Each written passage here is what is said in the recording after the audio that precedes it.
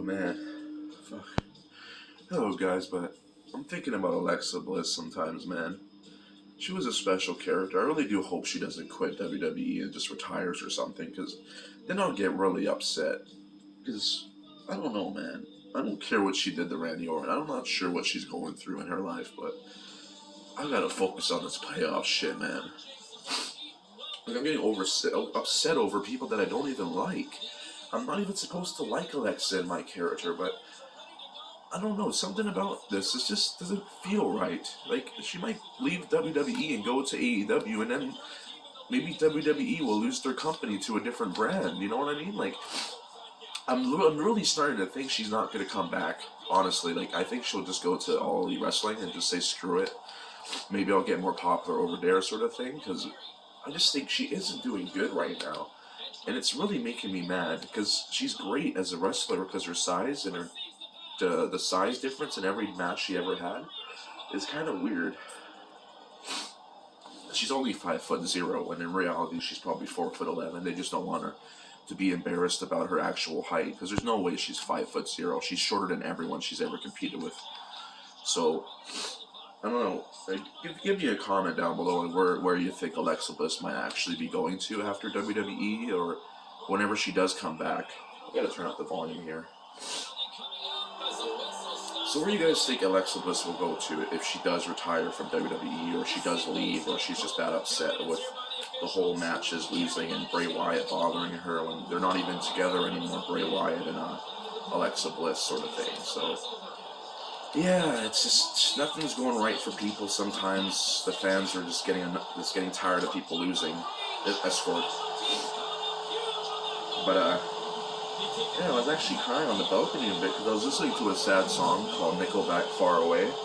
Far away.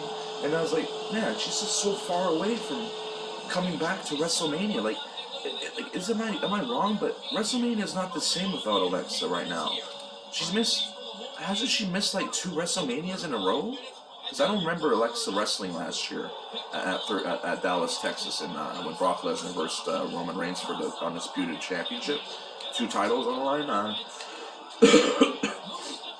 I don't get why they did that, because they could have just put the Universal title on the line, and whoever won the belt Brock could have became a 2-time champion there, or sorry, 2-belt champion once again, like when he beat when he beat John Cena in 2015 or 2016. I don't remember what it was, but I think it was 2015.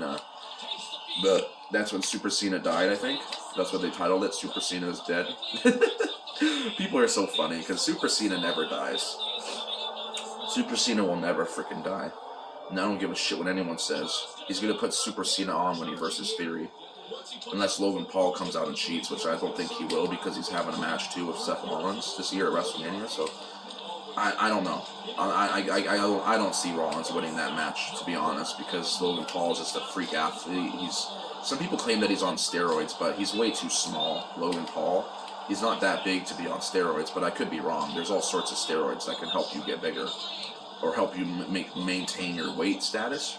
Because right now I lost I was 296 a few weeks ago. Now I'm 290. So I haven't weighed myself today, but who knows? No, not 290. Sorry, guys. I lost 2 more pounds last night. I guess because I'm not eating that much anymore, and I'm not eating so much at night. So now I'm 288.4 or 0.6, 288.6. So I'm 288 pounds now. I'm getting down to where I was before I moved to Winnipeg, and shit started to really hit the fan, and people claiming that I was a fucking pedophile, and I told them that I was just trying to make friends, and I didn't realize that they were so young. I was just trying to be friendly with people, because I didn't have many friends in Winnipeg. I was very new to that city, because I lived in this place called, what was that place? Moray on, I don't know. I can't remember this shit. I know I lived near I lived like a couple minutes from the Polo Park Mall. If you guys lived in Winnipeg, the Polo Park Mall, I lived like a couple bus stops down from there. It took me like maybe 10 minutes or 5 minutes on a good day to like get down to the mall and shop around. I like to shop I like shopping at the frickin' Sports Shack, or the hat store that's right next to Sports Shack on the first floor in Polo Park. That's a really good store, and sometimes I like going to the other lids, the smaller one, because they sell toques and stuff in there too. I can't even concentrate, guys. That whole freaking Alexa Bliss thing is really upsetting to me. Because, like, she lost one match when she came back against Bianca Belair for the title, so maybe that really messed her up because she thought maybe she was going to win, maybe.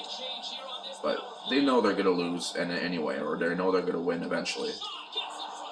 But you know what's weird? I'm pretty sure I had a dream last night. The dream before I woke up today. And I swear Alexa Bliss had the Raw Women's Championship around her arm, and she was holding on to the championship like she won it or something. So maybe that's why I'm crying about her, because I swear before I woke up I had this dream that she became the Women's Championship again. She won. I don't know if that's going to happen maybe after WrestleMania, but WrestleMania Backlash, hopefully. But I swear, I had a dream that she won the Raw Women's Championship and she was holding it around her arms. Like really, like she was like really smiling and like kind of cocky with it. But I'm telling you, I have some really weird freaking dreams because of my medicine I take, olanzapine. Maybe it makes me have these really realistic dreams because I swear, it looked like I was right beside her looking at her, dead in her face. And she went right beside me and she didn't even look at me really. She just kind of walked past me and I don't know. I don't know what that dream was about. That was really creepy actually. We're going to end this after the first period. I just want to show you guys that this is the playoffs, and I'm playing as New Jersey Devils. And then we'll make a video in the third period to show you who's going to win this game. Because I don't think I'm going to win this game just because of how emotional I am. Because I get my emotionalness from my dad. He always cries at little dumb songs that are kind of emotional to him. But he says, yeah, I guess because he's been through so much, like, kind of, I don't know how to explain it, like, his grandma, my dad, his grandma hit him over his fingers with a metal spoon, so his finger was dislocated forever after that. Just because he wasn't able to tie his shoes too, then she stabbed him with a knife, and yeah, made a little wound in his leg or whatever. Stabbed him, or I'm pretty sure she stabbed him, just because she was so angry with him taking so long to tie his shoes. Yeah, that's right. He was taking too long to tie his shoes, so she stabbed him. I've never heard of something that angry before. I would never stab my son or my daughter over her tying her shoes too long. You know how long it took me to tie my fucking shoes? It took me till I was like 16 years old to finally... one day I was just practicing tying my shoes, and I went home that day and I said, I think I just tied my shoes, Mom, or whoever was there. And he said, really? I said, yeah, I tied my shoes. I just did like a little bunny hoop. Like those bunny hoops, people probably know how to do that, probably. The little bunny ears. That's how I learned how to tie my shoes. I just curled the bunny ears against each other. And I'm like, oh, I think they're tied now. I mean, it didn't look anything phenomenal, but it worked. It took me that long. It took me 16 years of my life. I heard someone who was like in their 20s, and they finally learned how to tie their shoes in their 20s. That's hilarious. It's that hard when you're not practicing, and you're not doing it over and over again. Because I was doing it over and over again. I really wanted to know how to tie it, because I was looking at videos online, and even those weren't helping me. I don't know if I wasn't paying attention to what they were doing, but it just seemed that hard to me. Because I had a learning disability. I was diagnosed with a learning disability. I didn't know how to do division. I didn't know how to do algebra, really. She said, you seem to be kind of mentally not handicapped, but you seem to be kind of handicapped in division, and like, because I told her that no one taught me division when I was younger. They only taught me multiplication, subtraction, a little bit of algebra. I was able to do algebra actually quite good. Like, I was learning how to do it just by learning from how other people have done it before. So we're gonna stimulate this game. Actually, this is what I do when I start sucking. That's what you do. Sometimes you win the game, and sometimes you get blown out the park. But let's see what happens here, because I don't feel like playing, guys. I don't really feel the greatest about this whole WWE thing. Oh yeah, we lost 4-2. It says right there. See, it says right there we lost 4-2. So that was a horrible game for us.